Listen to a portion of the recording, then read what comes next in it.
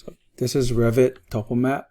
In your project assets, you should have a file called Topo Careful Street. Please open it up, and you're going to see you'll be introduced to a file that looks like this. It's just a real simple house with the roof, just as an example. Go to the site plan view, and you'll see the top view of your house. And then you're going to import your PDF. We have a PDF here, so you're going to open it up and bring it in about at 150 dpi so you can kind of see much better. And here it is. Now, oftentimes you'll have your topo before you start the project, but also sometimes topo will be ordered, and while that's happening, you're going to start your design. So I'm going to take it as what happens if you get your topo much later, and how do you fit your topo to the design that you've already created. Okay, so first thing I want to do is when I bring this topo in is I'm going to make sure that I have it at the proper scale. So I'm going to hit this scale button here, and I'm going to go here, and it's going to be close. I'm not looking for complete accuracy or 100% accuracy, so I'm going to now stretch that out and type 80. So now I have that at the scale. I'll do a quick sanity check and do a measure tool here, and let's just take a measurement. So this is supposed to be 215.71 feet. So I'm going to go from here. So again, 215.71 to here. And it is 215 and some change. So we're good. So this is the proper scale. Now there's various methods to going about creating a topo. So let's just start from the very beginning. If I draw or create a view, an elevation view,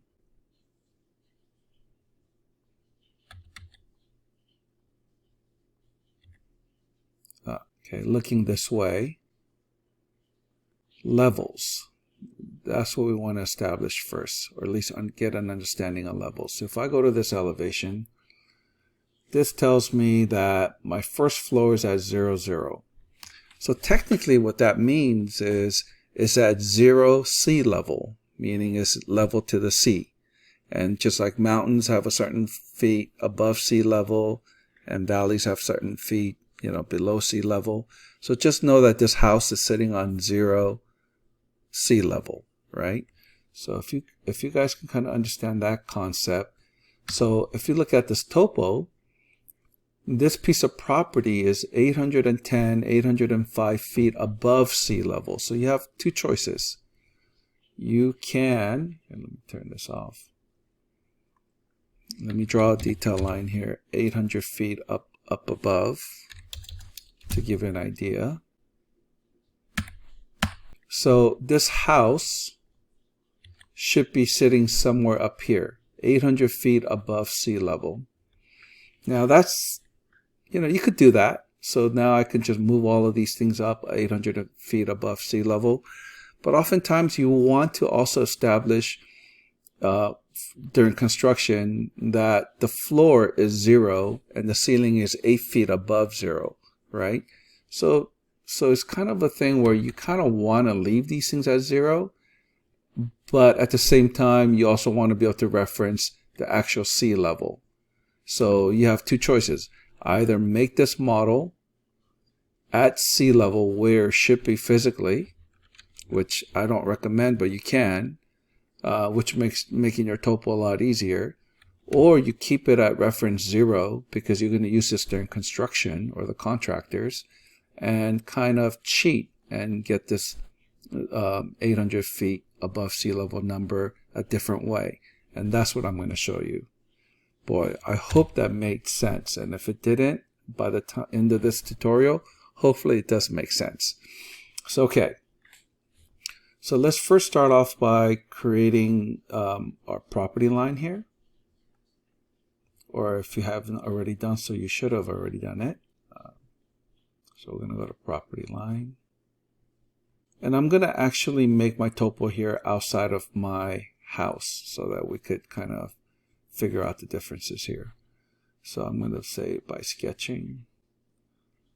And I'm just going to trace these edges.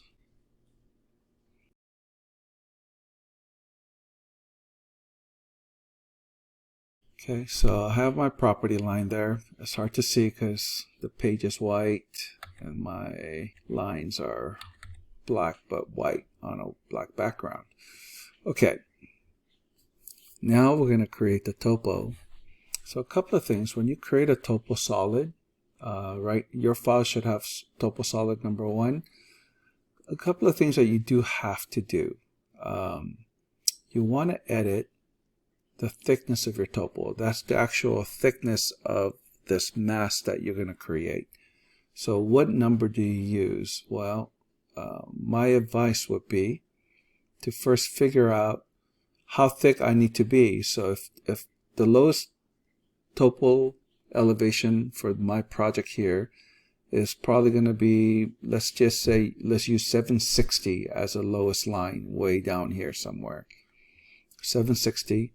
And the highest is going to be, let's say, 825. I look at 823 here. So 825. So you got 825 minus, was it 7? Well, 760. 825 minus 760. So I want my topo to be at least 65 feet chunk, right? So I'm going to change that to 65. So that's one, is establish a thickness of your topo solid. And now let's just create a kind of a edge of your topo, but let's make it physically larger than your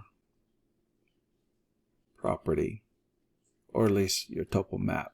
And we're going to have to use our creative minds when we... So let's do that for now. And let's take a look at what that looks like in 3D.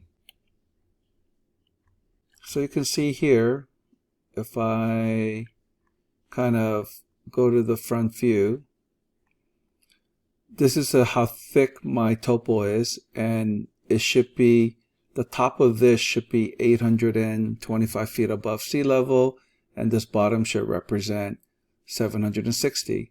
But the reality is right now, my top is at 0, and the bottom is at 65.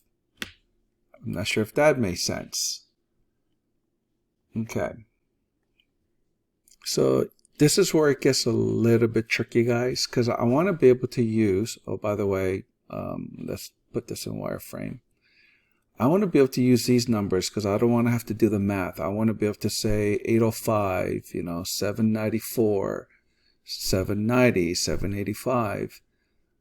So I want to be able to use actual sea level numbers, but reference it from my 0.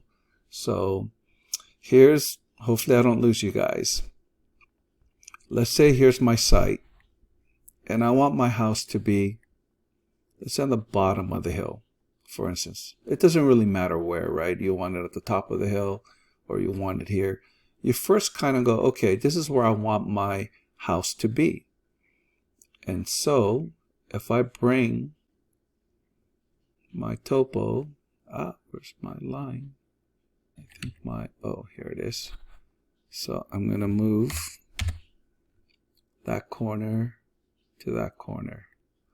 Okay, so if I bring that, my house is going to sit here, and the natural topography is somewhere around 800 above sea level. If I have my first floor at 800 above sea level, then I'll be sitting on top of this hill, right? So that's what you want to do, is first establish where you want your sea level to be. So in this case, let's just say it's 800 feet above sea level. What you're going to do is you're going to take there. you're going to select the project base point. You see these two things right here? Oop, actually, let me hide that for a second and just describe these two. This is a really important kind of Revit tool here. There's two things that are sitting on top of each other. One is called the project base point, and then the other, if I hit tab, is called the survey point. I have yet found a good explanation of what these 2 points are, but I have discovered how I want to use them. So hopefully you guys can pay attention. So what I'm going to do is I'm going to take this project base point and I'm going to bring that down to minus 800. Where did I get this 800 number from? Well, that's where I want my 0, 0 first floor finish to be, at that level. Okay, super important. So now that I've done that, if I go to elevation and if I show, here is my original point here, and here's my new survey project base point, minus 800. So if this is minus 800 and this was my 0 before I moved it, but take a look, minus 800. So please remember that. So now the reason why that's important, guys, is that if I come here and bring my topo solid, and for instance I do an annotation, spot elevation, that top of my topo level, it tells me that I'm 800 feet above sea level. So that is the trick, right? Technically I'm still sitting on 0. Technically I'm still sitting on 0, but my levels tells me that I'm 800 feet above sea level because I dropped my project base point. Let me show that. Right? Since this is minus 800, whatever that was at 0 is plus 800. I hope you guys get that. All right. So now I have established or I faked Revit into thinking that my house is sitting at 800 above sea level, and I'm also now able to adjust the topo to make it look like that. So let me unhide that.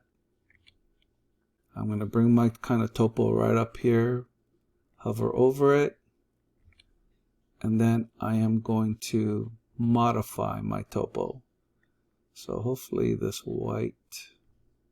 So I'm going to take all of these dots, and you see my elevation base point is based on my project base point, which I moved.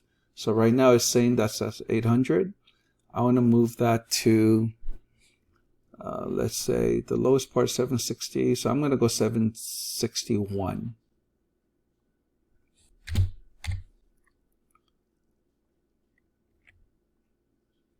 Oh, did it?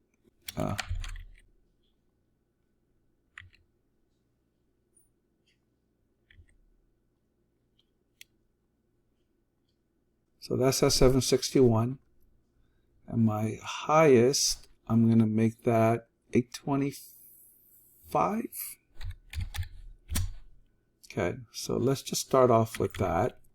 And you can kind of see now I have a topo going up.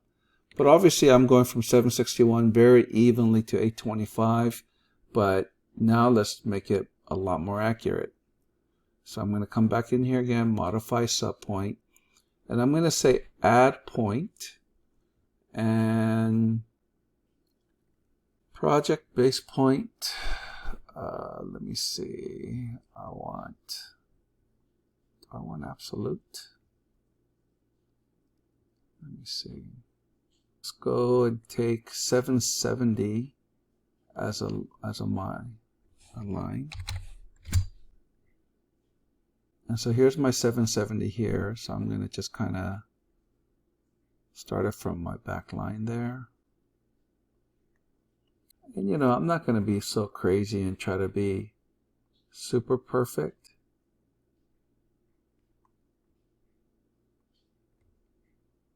finish off that 770. So let's just see what that looks like. Is that correct? So you can see my topo got a little bit adjusted. All right. So we're going to continue. So I'm going to go back to modify. We're going to add points. And again, I'm going to be in the absolute tab. And I'm going to pick 775.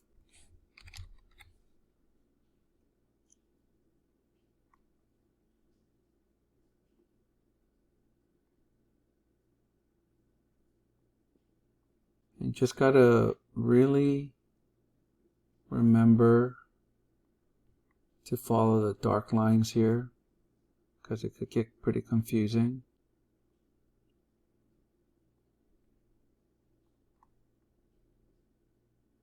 And then I'm going to pick 780.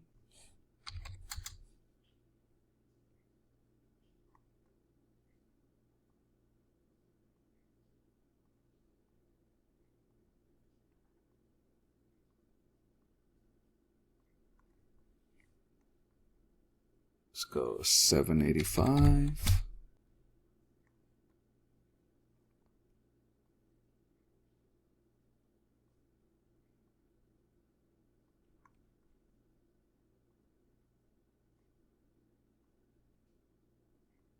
Okay, I'm not going to bore you guys. I'll be back after I finish the rest of the topo. Alright, I'm almost there. I'm at 815 now. And 815 is somewhere up here. So I'm going to go